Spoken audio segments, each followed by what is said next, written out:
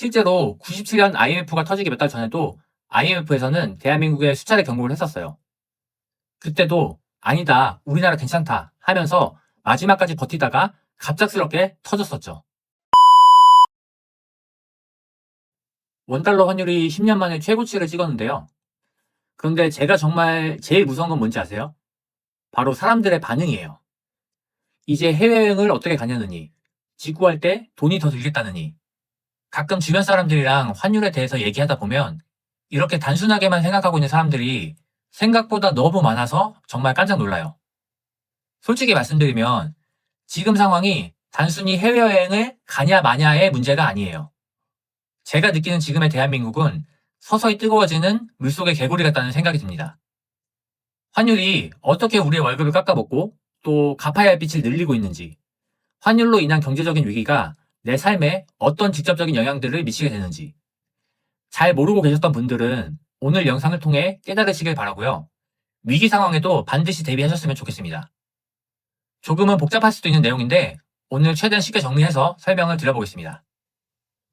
환율이 올라가는 게 도대체 나한테 무슨 피해가 오는지 하나씩 구체적으로 말씀드릴게요. 첫째, 물가가 폭등합니다. 우리나라는 석유, 가스, 밀가루 이런 걸 100% 수입해요. 환율 10% 상승은 앉아서 물가 10% 상승을 맞는다는 거예요. 주유소에서 리터당 1,600원 하던 게 1,800원이 되고요. 겨울철 난방비도 20만 원 나오던 게 24만 원이 됩니다. 원자재를 수입해서 완성되는 모든 물건들은 가격이 오릅니다. 1,300원에 사오던 부품값이 1,500원으로 올랐을 테니까요. 둘째로는 내가 벌어온 돈은 줄어들고 갚아야 할 빚은 늘어납니다. 오늘 친구가 카톡방에 이런 걸 공유했는데 이게 참 우프더라고요. 환율이 올라갈수록 원화의 가치가 떨어지는 거기 때문에 내가 번 돈이 깎인다는 걸 의미합니다. 그런데 이것보다 더 심각한 건 갚아야 할 빚이 늘어난다는 거예요. 나라나 기업이 빌린 달러 부채를 생각해 보세요.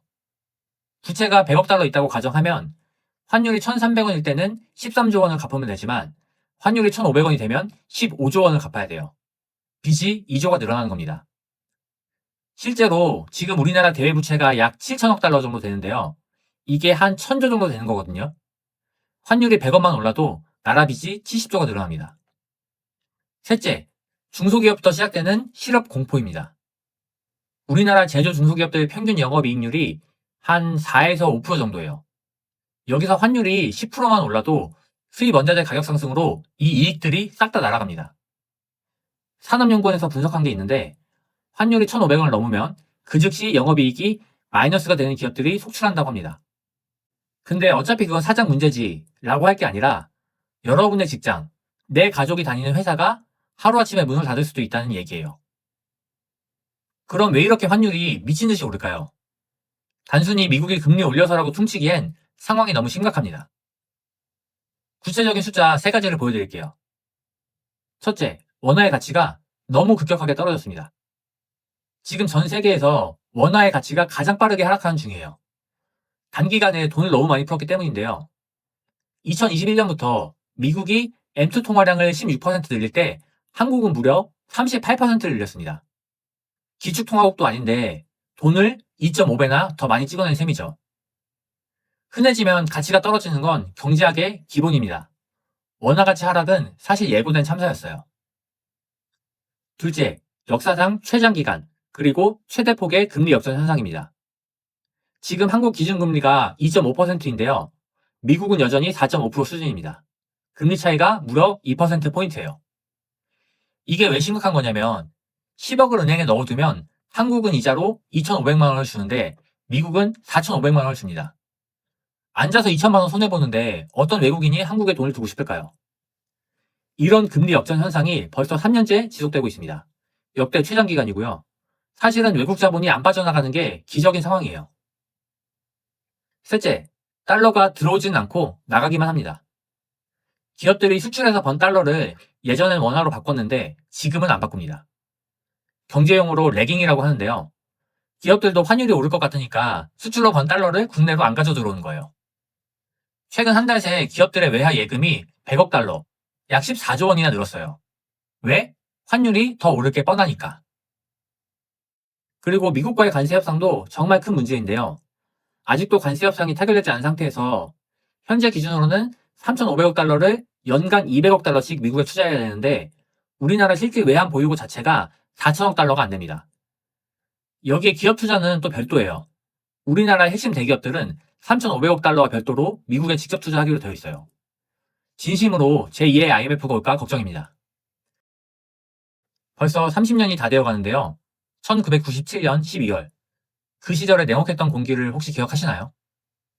모든 신문 일면을 뒤엎은 국가부도라는 네 글자. 평생 직장으로 생각했던 회사가 하루아침에 망하면서 양복 입은 가장들이 거리로 내몰려야 했던 현실. 나라를 구하겠다며 아이 돌반지까지 들고 나왔던 우리 어머니들의 모습까지. 우리는 그 시절을 IMF 사태라고 부릅니다. 자존심이 무너지고 당연하다고 믿었던 평생 직장이 사라져버린, 어쩌면 우리 현대사에서 가장 아프고 시린 날이었을 거예요. 많은 분들이 설마 또 IMF가 오겠어? 설마 망하겠어? 라며 안심하시는데요. 저는 만에 하나라도, 천만 분의 하나라도 제2의 IMF가 온다면 이번이 97년보다 훨씬 더 심각하고 악질적인 위기라고 봅니다. 두 가지 이유 때문인데요. 먼저 97년 IMF가 급성 쇼크였다면 이번 위기는 만성적인 암입니다. 97년은 기업들이 단기간에 무리하게 빚을 져서 쓰러졌던 급성 식문경색이었어요. 그래서 기업들이 구조조정이라는 수술을 하고 국민들도 금모으기 운동, 아나바다 운동으로 함께 동참하면서 빠르게 회복했죠. 하지만 지금은 이를테면 만성암이에요. GDP 대비 가계부채 비율이 100%에 육박하는데 이게 거의 세계 1, 2위 수준입니다. 97년과 달리 지금은 국민 개개인이 빚더미에 앉아있다는 얘기죠. 금리를 올려서 환율을 잡자니 5천만 국민의 가계가 터지고, 그렇다고 금리를 낮추자니 환율이 1,600원을 뚫습니다. 한국은행이 이러지도 저러지도 못하는 외통수에 걸린 상황이에요. 이게 97년과의 가장 큰 차이점입니다. 둘째로 국제적인 상황도 97년과 지금은 차이가 많습니다. IMF 당시에는 글로벌 경제가 호황기였고 그래도 미국이 한국의 완전한 파산은 막아주려는 의지가 있었어요. 그래서 금방 회복할 수 있었습니다. 그런데 지금은 미중 갈등 속에서 미국의 보호무역주의가 훨씬 강력해져 있습니다. 대한민국의 인구 구조는 붕괴되어 있고 노란봉투법, 관세 문제 등 기업에 불리한 수많은 여건들로 인해 우리나라 기업 경쟁력도 굉장히 약해져 있어요. 기초체력이 바닥난 상태라는 뜻이에요. 이런 상황에서 제2의 IMF를 맞게 된다면 과거처럼 단기간에 회복하기는 어렵고 아마도 장기적인 침체로 갈 가능성이 크다고 봅니다. 이런 상황에서도 요즘 뉴스나 정부 발표를 보면 조금은 이상하리만치 차분한데요. 환율이 1,400원을 훌쩍 넘겼고 그렇다고 환율을 안정시킬 수 있는 방법도 딱히 없어 보이는데 강달러 현상이다, 뉴노멀이다 라고 하며 안심시키기에 바쁩니다. 아마 의문이 드실 거예요. 그렇게 위험하면 왜 뉴스에서는 나라 망한다는 말을 안 하지? 하지만 역사는 거짓말을 하지 않습니다. 건국 이래 환율이 1,470원을 뚫었던 적이 딱 3번뿐이에요. 1997년 IMF 외환위기, 2008년 글로벌 금융위기, 그리고 바로 지금입니다. 97년에는 환율이 순식간에 1,900원을 뚫었고 2008년 금융위기 때 1,600원까지 갔습니다. 그때마다 경제는 초토화됐죠. 과거엔 나라 망한다고 난리가 났던 수치가 지금은 뉴노멀이라는 이름으로 정상으로 둔갑했습니다. 사실 정부와 언론이 침묵하는 제일 큰 이유는요. 대중이 공포를 느끼고 은행으로 달려가 돈을 빼는 순간, 즉 뱅크런이 일어나는 순간 국가 시스템이 붕괴하기 때문입니다. 이 시스템을 지키기 위해 사람들에게 안심이라는 마취제를 놓고 있는 거예요. 현재 대한민국 상황을 외국에서는 어떻게 보고 있을까요? 얼마 전 IMF 연례협의 보고서가 나왔습니다. 저도 정부에서 발표한 걸 보고 알았는데요. 그런데 보도자료를 쭉 읽다 보니까 우리나라 경제가 괜찮은데? 상황이 좋은데? 제가 느끼고 있는 거랑 다르게 IMF가 현재 대한민국 상황을 긍정적이고 안정적이다라고 평가했다고 쓰여 있는 거예요. 좀 이상하다 싶었어요. 그래서 보니까 IMF 홈페이지에 원문 보고서가 있다길래 한번 들어가서 찾아봤습니다. 분량이 100페이지가 넘어서 저도 다는 못 읽어보고 주요 부분만 좀 발췌해서 봤는데요. 원문 보고서를 보면 정부 보고와는 다르게 IMF가 한국 정부에 아주 뼈아픈 지적을 했습니다. 몇 가지 핵심적인 부분만 짚어서 볼게요. 정부가 소비 쿠폰 뿌리고 재정 푸는 거, 이제 효과 없다고 평가했습니다. 전문용어로 재정 승수가 낮다고 표현했는데요. 쉽게 말해 100만 원 뿌려봤자 경제 효과는 50만 원도 안 난다는 뜻입니다.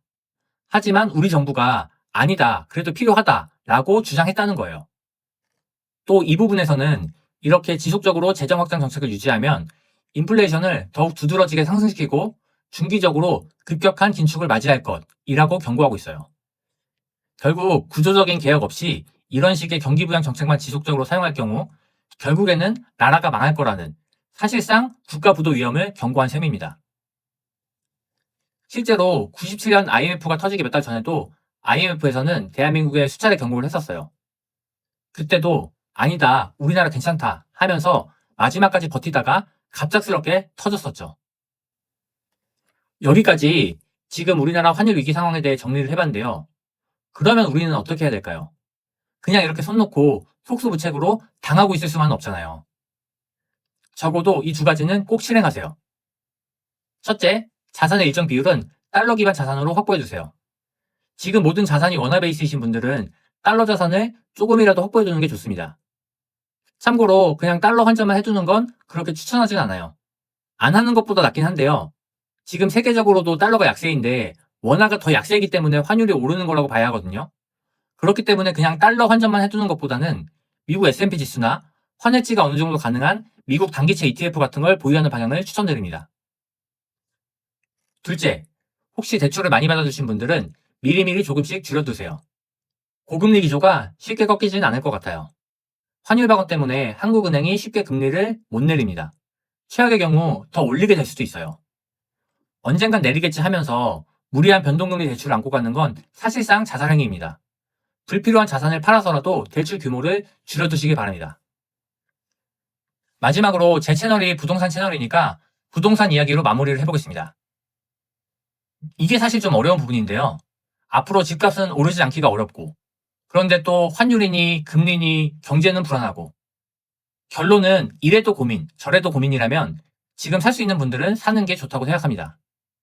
다만 앞에서 말씀드린 것처럼 대출을 과하게 받는 걸 조심하시고 변동금리보다는 5년 고정금리를 선택해서 단기적인 고금리 리스크에 대응하시면 좋겠습니다. 오늘 영상이 조금은 무겁고 섬뜩했을 수도 있는데요. 그래도 모르고 당하는 것과 알고 준비하는 건 천지 차이입니다. 여러분들은 지금 환율 위기에 어떻게 대비하고 계신가요? 댓글로도 많은 의견 남겨주시고요. 저도 다음 영상에서 더 냉철하고 도움되는 분석으로 찾아오겠습니다.